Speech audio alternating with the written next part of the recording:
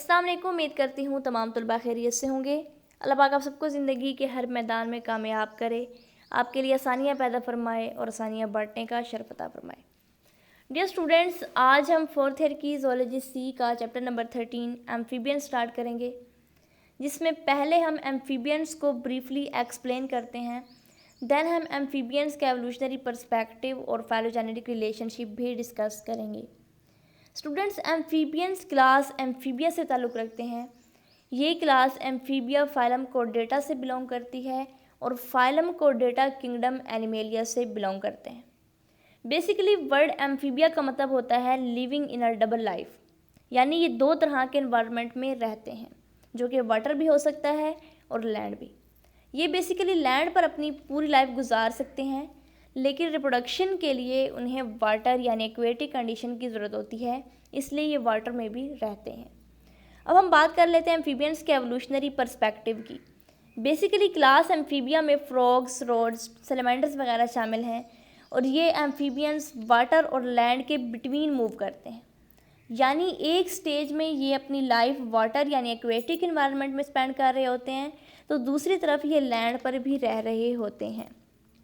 इसके अलावा एम्फीबियंस को टेट्रापोड्स कहा जाता है। टेट्रा का मतलब होता है 4, यानी ये ऐसे एनिमल्स होते हैं जिनमें 4 लिम्स पाई जाती हैं, जैसे फ्रॉग्स, लाइन्स वगैरह। यानी इसमें तमाम वर्टिब्रेट्स पाए जाते हैं एक्सेप्ट फिशिस के, और ये ज़्यादातर टेट्रापोड जो होते हैं ये लैंड पर ही रहते हैं। अब हम बात कर लेते हैं इनके फाइलोजेनेटिक रिलेशनशिप की। फाइलोजेनेटिक वर्ड बेसिकली फाइलोजेनी से अखज़ किया गया है, और फाइलोजेनेटिक रिलेशनशिप में हम एवोल्यूशनरी रिलेशनशिप को डिटरमिन करते हैं। इसमें फ़र्स्ट ऑफ ऑल हम डिस्कस करेंगे एवोल्यूशन ऑफ लैंड वर्टिब्रेट्स, जिसमें हम एडॉप्टिव रेडिएशन को डिस्कस करते हैं।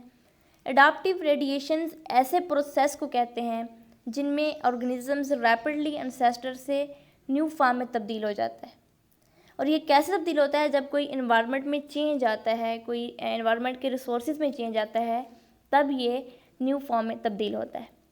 यहाँ पे हमें बताया गया है कि ज़्यादातर एडॉप्टिव रेडिएशन वर्टिब्रेट हिस्ट्री के फर्स्ट 250 मिलियन ईयर्स में प्रोड्यूस हुई थी।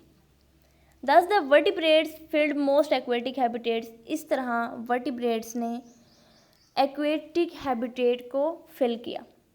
Prehistoric water contained many active powerful predators, however vertebrates were absent on land.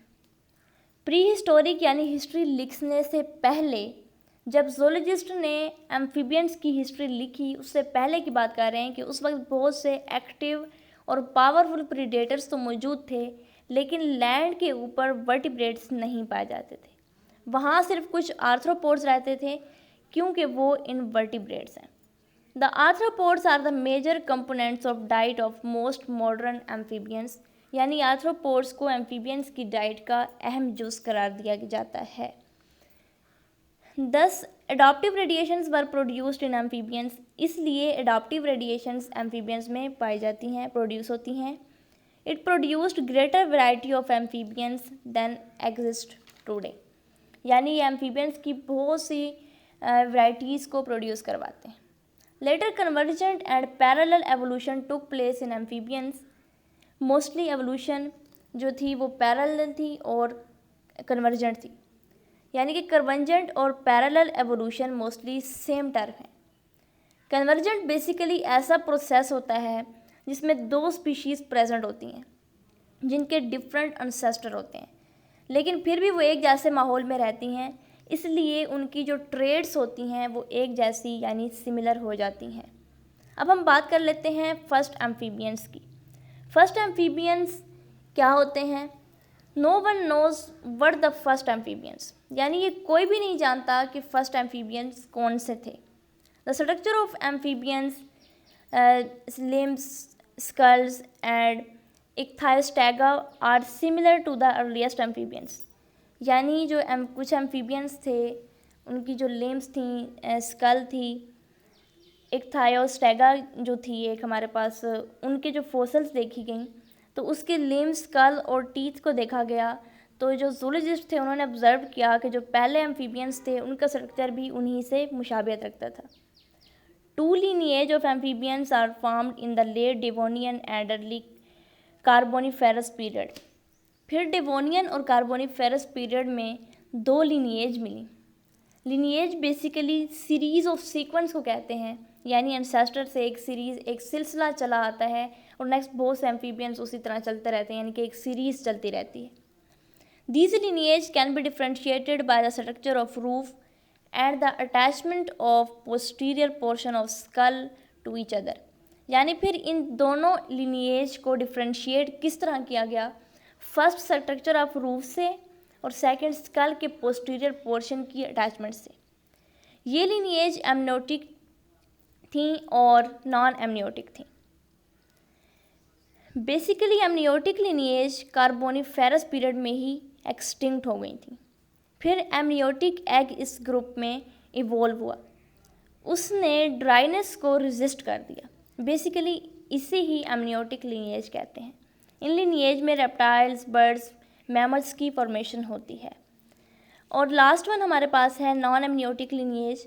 ये lineage जो रेसिक पीरियड में फ्लोरिश हुई थी, इसके ज़्यादातर एनिमल्स एक्सटिंक्ट हो गए हैं, लेकिन इनमें से कुछ एनिमल्स जो हैं वो हमें एम्फीबियंस के 3 ऑर्डर्स में मिले थे। इस lineage को नॉन एमनियोटिक lineage कहते हैं। ये था हमारा आज का लेक्चर। नेक्स्ट लेक्चर में हम इंशाल्लाह सर्वे ऑफ एम्फीबियंस को स्टडी करेंगे। तब तक के लिए नेक्स्ट वीडियो का इंतज़ार कीजिए। वीडियो अगर अच्छी लगी हो तो वीडियो को लाइक ज़रूर कीजिए। अगर आप चैनल पर नए हैं तो चैनल को सब्सक्राइब कीजिए और बेल आइकन को प्रेस कर दीजिए ताकि हमारी आने वाली हर न्यू वीडियो का नोटिफिकेशन आपको बर वक्त मौसूल होता रहे। मिलते हैं नेक्स्ट वीडियो के साथ। अपना बहुत सा ख्याल रखिए, दुआओं में याद रखिए। अल्लाह हाफ़िज़।